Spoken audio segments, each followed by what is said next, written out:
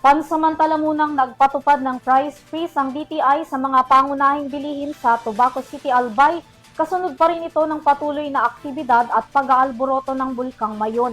Hinikayat naman ng DTI ang mga mamimili na magsumbong sa kanilang tanggapan sakaling may makita silang lumabag sa price freeze.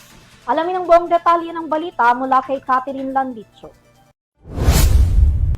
Kasunod ng pag-angat ng Alert Level 3 ng Bulkang Mayon at ang deklarasyon ng State of Calamity sa lungsod sa ilalim ng Resolution No. 9-250 Series of 2026, ipinatupad na ng Department of Trade and Industry o DTI Albay ang price freeze para sa mga pangunahing bilihin sa Tabaco City.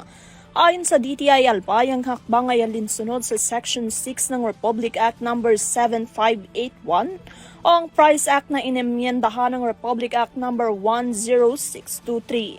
Batay sa batas, otomatikong ipinaiiral ang price freeze para sa mga lugar na isinailalim sa state of calamity o state of emergency kung saan ang presyo ng mga basic necessities ay binabalik at pinananatili sa umiiral na presyo bago ang deklarasyon.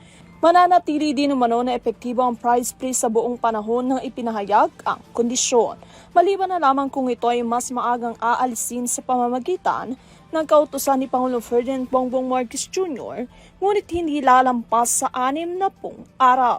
Naglabas na rin ang DTI Albay ng isang memorandum circular at listahan ng mga produktong saklaw ng price freeze bilang gabay na rin sa mga negosyante at mamimili. Panawagan naman ng DTI Albay sa lahat ng business establishment sa Tabaco City na sumunod sa mga probisyon ng Price Act. Hinihikayat din ng mga mamimili na i-report ang anumang kaso ng overpricing at iba pang hindi makatarungang gawain sa kalakalan sa pamamagitan ng mga opisyal na ahensya.